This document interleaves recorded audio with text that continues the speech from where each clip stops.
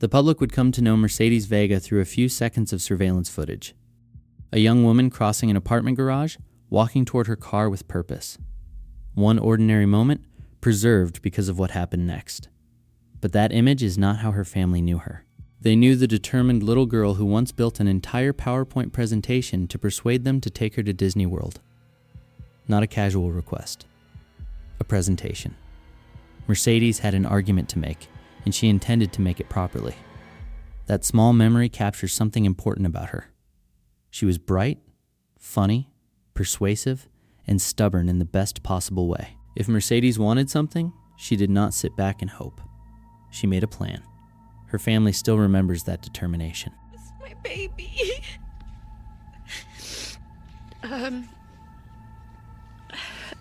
When someone comes to your door at night and tells you that your child is gone,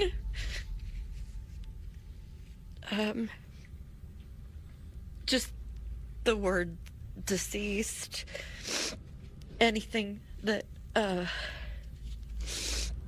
I miss her. I miss her. I miss her a lot. I'm not gonna get to see her get married. I'm not gonna hold my grandchildren. And she was very determined. This is a young lady that wrote a PowerPoint presentation to go to Disney World at 7 years old. This is a person that wrote a PowerPoint presentation why she should get a tattoo. She didn't deserve this.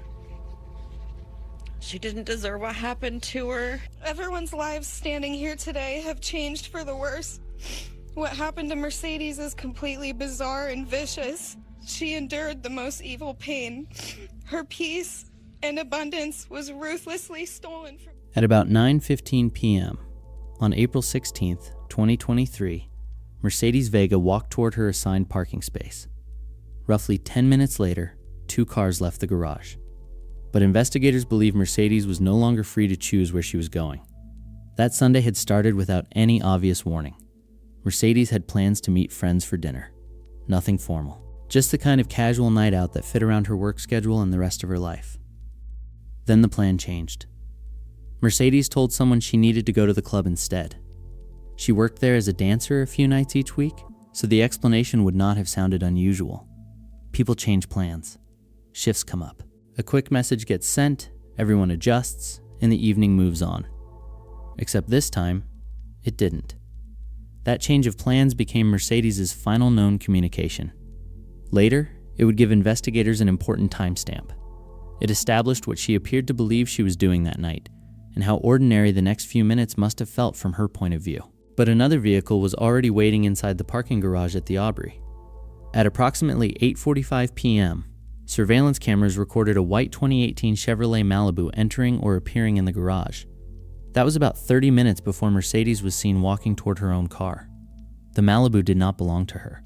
It had a salvage title, meaning it had previously been declared a total loss before being repaired and returned to the road.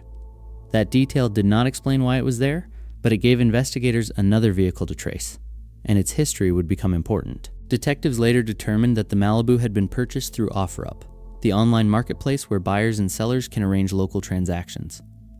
Investigative records would connect the account used to communicate with the seller to a false identity. Authorities also alleged that the profile had been created using a device belonging to Cujo Young and that associates were involved in retrieving the vehicle. Those connections came much later. On the night Mercedes disappeared, all the cameras showed was a white Malibu arriving first and remaining in the garage while she approached. At around 9:15 p.m., Mercedes entered the frame. This is the image the public has seen. Mercedes walking purposefully through the garage toward her assigned parking space. She does not appear lost. She does not appear to be searching for anyone. She moves like a resident going to her own vehicle in a building she knows. And that is what makes the footage so difficult to watch. We know something she could not have known. The Malibu had already been there for approximately half an hour. Not every piece of surveillance footage has been released publicly. The brief image of Mercedes has circulated, but additional camera movements and vehicle activity have largely been described through investigative records and later court documents. So we have to separate what the public can see with its own eyes from what authorities say the wider surveillance system captured. The publicly released footage gives us the walk. The records describe what happened around it. In Mercedes' assigned parking space, investigators found blood spatter and other evidence indicating that a violent struggle had occurred. Testing later confirmed that the blood belonged to Mercedes. Think about where this happened. Not on an isolated road. Not after a long drive into the desert. It happened at her own parking space, inside the garage of a gated apartment complex. Mercedes had moved to Tempe after being robbed at gunpoint outside her previous apartment in Phoenix. Security mattered to her. The Aubrey was supposed to offer distance from that earlier trauma and a greater sense of control over who could reach her. But the first confirmed crime scene in her murder investigation would be inside that supposedly protected space. Additional blood was discovered in the front passenger area of Mercedes' own vehicle. That mattered because it helped investigators reconstruct more than a disappearance. The evidence supported their conclusion that she had been assaulted, injured, and moved against her will. There was no long gap in which she simply vanished from the cameras. At approximately 9:25 p.m., only about 10 minutes after Mercedes was recorded walking toward her car, both vehicles were seen leaving the garage. Her car left. The white Malibu left. But the evidence suggested Mercedes was no longer controlling what happened next. The vehicles traveled to an area near Culinary Dropout in Tempe, roughly a mile from the Aubrey. Mercedes' car was left there, improperly parked, with the keys still inside. That is a small detail, but it says a lot. Someone voluntarily stopping near a restaurant would normally secure the car, take the keys, and walk away. Here, the vehicle was abandoned in a way that suggested speed.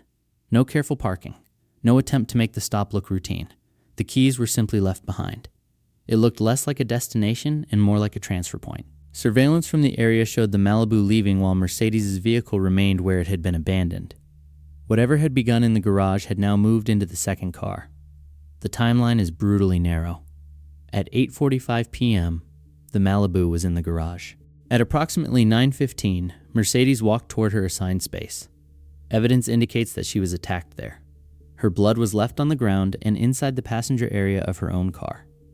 Then, around 9:25, both vehicles departed. Within minutes, her car had been discarded near Culinary Dropout, keys still inside, while the Malibu continued without it. There is still a great deal that the surveillance does not show us. It does not publicly reveal the full assault. It does not tell us how many people were waiting or precisely how Mercedes was forced from one vehicle to another. And because the criminal cases remain unresolved, the allegations against the men charged are still allegations, not verdicts. But the physical evidence allowed investigators to reach one central conclusion. Mercedes was attacked at her parking space and removed from the Aubrey against her will. Her abandoned car marked the end of the Tempe portion of the route. The Malibu continued west for roughly 60 miles. Shortly after midnight, a passing driver saw flames inside it, and possibly a person outside. The first witness in the desert did not report a collision.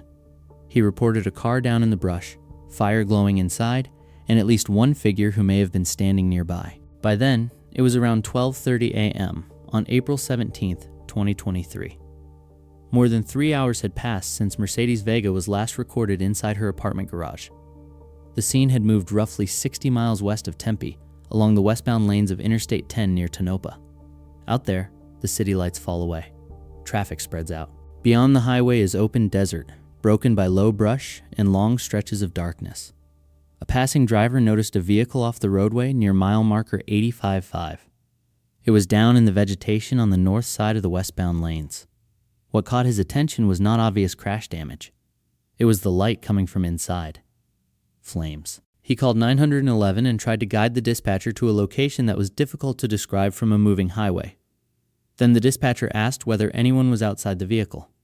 The caller did not claim certainty. He said he believed he had seen at least one person.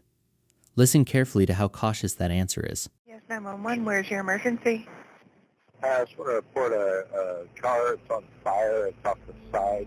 It's on the north side of the westbound lanes on I-10, about the 85.5 mile marker. It was like down in the bushes, but I saw a flame inside the vehicle. You said there's people outside the vehicle? I believe I saw at least one person outside, yes. 6 months after Mercedes was killed, her mother made a decision. If official updates remained scarce, the family would make the case impossible to ignore. Until then, Erica and Tom Pillsbury had tried to trust the process. Detectives with the Maricopa County Sheriff's Office were interviewing Mercedes' family, her friends, her coworkers, and people who understood her routines. They wanted to know where she normally went, who she spoke to, whether anything had changed, and whether anyone in her life had recently frightened or threatened her. Her friends confirmed that Mercedes had canceled dinner plans on April 16th and apparently intended to work that night. but they could not identify an immediate enemy. Nothing they knew about explained why someone would be waiting near her assigned parking space, or why the attack appeared to have required planning. Behind the scenes, investigators faced a difficult forensic job.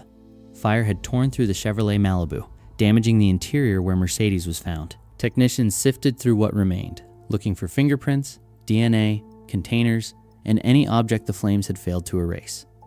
Mercedes' own car was examined as well, including the passenger area where her blood had been found.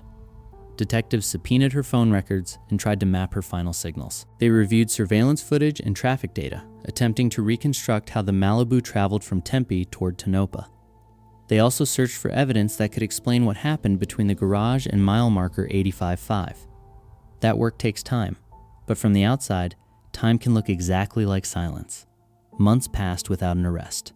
Public updates were limited. Erica and Tom knew investigators could not disclose every lead, especially in a homicide case where revealing one detail might warn a suspect or compromise evidence. The sheriff's office maintained that Mercedes' case was being handled impartially and that its complexity restricted what detectives could safely release. Still, the family's frustration kept growing. Tom worried that Mercedes' work as a dancer had shaped how some people viewed her, and possibly how urgently they viewed her death. He felt that one part-time job had begun to eclipse everything else about his daughter. To him, it sometimes seemed as though her occupation made the case easier for outsiders to dismiss. That concern became one of the family's central messages. Yes, Mercedes danced a few nights a week, but that was not the sum of her life. She was a daughter, a friend, an aspiring personal trainer, and a young woman who wanted to open a gym. Her job was not a motive, a character judgment, or an explanation for why she had been abducted and killed. By November 2023, family members and friends were appearing publicly, working with silent witness and asking anyone with information to come forward. They were still hoping someone had seen the Malibu, recognized a person near it, or knew something about the hours before the fire. For Mercedes' friends, keeping her name visible became its own kind of search. Her friends are still out searching for answers, keeping hope alive. On April 16th, her friends say she was abducted from her apartment. On April 17th, DPS discovered her burned body in a car on the side of the 10 in Tonopah. Said, I'm not going to be quiet anymore. My child is dead. She was burned alive. She was beaten. She had bleach in her throat. She was taken from her home, her apartment complex in the garage. As a person and as a daughter, she was an incredible person. My wife and me we're going to fight to the end of our lives for her. Frustrated, Vega's parents and friends pushed on, waiting for that first arrest while pushing for justice in a second case involving Vega. The one thing that helps us a lot is that we have to be our daughter's voice. The possible motive did not begin in the Tempe garage. It may have begun at about 5 a.m. on October 12th, 2020, outside Mercedes' former Phoenix apartment. Mercedes was 19 years old. She was returning home when a man approached her with a firearm, threatened her, and took cash and personal property. The encounter was brief, but its effect was not. Her parents later described it as a horrifying experience, one that changed how safe Mercedes felt outside her own home. She did what victims are asked to do. She spoke with Phoenix police. She cooperated with the investigation. When shown a lineup, she identified a man named Cujo Young as the person who had robbed her. Mercedes also prepared a victim impact statement describing the trauma the robbery had caused. That statement mattered because it recorded something a list of stolen property could not: what it felt like to be threatened at gunpoint at 19, and what she carried with her after the man walked away. Young was charged in connection with the robbery. He pleaded not guilty, and that distinction is essential. An identification and a criminal charge are not convictions. Young remained entitled to the presumption of innocence unless prosecutors proved the robbery case against him in court. But Mercedes never treated the experience as something that could simply be forgotten. Her family said it contributed to her decision to leave that Phoenix apartment. She eventually moved to the Aubrey in Tempe, a gated complex where she hoped she would be safer. Think about that for a second. Mercedes moved because someone had allegedly targeted her outside her home. Less than 3 years later, investigators believe she was taken from the garage of the place she had chosen as a fresh start. Meanwhile, the robbery prosecution kept stalling. The case went through approximately 18 delays. Attorneys changed. Calendars shifted. Plea discussions moved forward, and then changed direction. At different points, the case appeared to be approaching either a negotiated resolution or a trial, only for another development to push it back again. Mercedes remained a victim and potential witness throughout all of it. She had identified Young. She had prepared to describe what the robbery had done to her. But the courtroom moment when she could finally give that evidence kept moving farther away. The wider legal picture was complicated. Phoenix and Scottsdale authorities had also examined robberies involving women associated with the club where Mercedes worked. Young ultimately faced charges in 2 robbery cases. Separately, he was indicted in a drug-related investigation involving allegations of narcotics sales, illegally conducting a criminal enterprise, money laundering, and conspiracy. Those were separate allegations. They do not establish that Young participated in Mercedes' killing, but they help explain why his name was already familiar to investigators, and why the robbery prosecution had become so tangled. A news report later laid out that wider history, including the additional cases and the repeated delays that had kept Mercedes waiting. My wife wants to read the impact statement and be there, and because he needs to pay the consequences. Cujo Young's name became one brought up frequently. The 29-year-old is facing a long list of charges here in Maricopa County. Here's his initial appearance in a separate case. So, the charges in this indictment are possession of narcotic drugs for sale and transportation or sale of narcotic drugs. Those are Class 2 felonies. Illegally controlling or conducting a business enterprise, and 3 counts of money laundering. Those are all Class 3 felonies. Originally Young is from Chattanooga, Tennessee. Search warrants show police in Phoenix and Scottsdale were also investigating multiple robberies involving women who worked at the club where Vega danced. Young was ultimately charged in 2. But moving through court, those cases have faced years of delay. The fire destroyed much of the Malibu, but it did not erase everything. A grocery bag in Mercedes' abandoned car and a plastic cup inside the burned Chevrolet would eventually point investigators toward 2 men from Tennessee. The first clue came from Mercedes' own vehicle, left near Culinary Dropout shortly after she disappeared. Inside, investigators found a bloody plastic grocery bag. On that bag was a fingerprint. But a fingerprint is not automatically a name. Investigators need something to compare it against. A known print already stored in a searchable law enforcement database. If the person has never been fingerprinted, or if the relevant record is not yet available in the system being searched, a usable print can remain unidentified for months. That appears to be what happened here. The break came after an unrelated arrest in Tennessee. In May 2024, Chattanooga police arrested Sincere Hayes following a report of shots fired. Records say officers found him with multiple firearms, including one reported stolen. He was later arrested again on unrelated allegations involving DUI, speeding, and illegal firearm possession. Those contacts with law enforcement made Hayes' fingerprints available for comparison. And when investigators checked them against the print from the bloody grocery bag, they said they had a match. Think about what that meant. The case had moved beyond footage of unidentified vehicles and timelines built from cameras. Investigators now claimed they could place the fingerprint of a specific person on an object inside Mercedes' blood-stained car. It was the first publicly known forensic link to a suspect. On November 11th, 2024, Hayes was arrested in Hamilton County, Tennessee, while already being held on unrelated matters. 19 months after Mercedes was killed, her parents finally received the call they had been waiting for.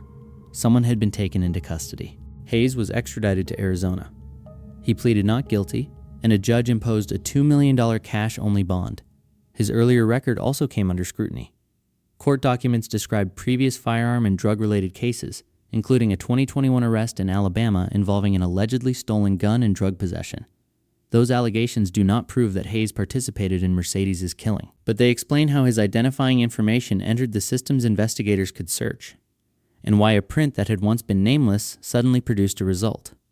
Investigators say Hayes acknowledged knowing Cujo Young through Chattanooga. He also admitted traveling to Arizona for what he described only as business. When asked whose business or what the trip involved, he reportedly declined to explain. Then detectives found a second print. Inside the burned Malibu, forensic examiners recovered a plastic cup. The fire had damaged the car around it, but investigators said the fingerprint on that cup matched Jared DeMarcus Gray, another man connected to Tennessee. That print was not the only evidence cited. Authorities also alleged that DNA, phone location information, and cell site data connected Gray to movements consistent with the Malibu's route. Travel records reportedly showed something even more specific. Hayes and Gray flew together from Tennessee to Phoenix on March 3, 2023. Then, on April 18th, the day after Mercedes was found in the burning car, records allegedly showed both men returning east by Greyhound bus. Gray reportedly denied knowing Hayes or Young. That denial would become an obvious pressure point, because investigators claimed the travel records placed Gray and Hayes on the same flight and the same return journey. By then, the state's theory was no longer built around one fingerprint. It was becoming a chain: a bag in Mercedes' car, a cup in the Malibu, shared travel, phone data, financial records, and a third man investigators believed had helped arrange the plan. A news report later laid out how authorities said those pieces connected. A 9-page search warrant revealing stunning new details about the Maricopa County Sheriff's Office ongoing investigation into the heinous death of Mercedes Vega, the 22-year-old Tempe woman who was kidnapped, tortured, and found inside of a burning car in April of 2023. So far, one man, 22-year-old Sincere Hayes from Tennessee, is being charged with her murder. But these records show he couldn't have acted alone. The search warrant, obtained exclusively by 12 News, was for American Airlines records, as detectives worked to learn more about how Hayes traveled from Tennessee to Arizona. The documents reveal his plane ticket was purchased with a credit card that belonged to a woman who rented an apartment for Cujo Young. Young, also from Tennessee, is accused of robbing Mercedes Vega at gunpoint in 2020, and she was scheduled to testify against him when she was killed. The records show that the flights were purchased in early March of 2023. Then, on March 17th,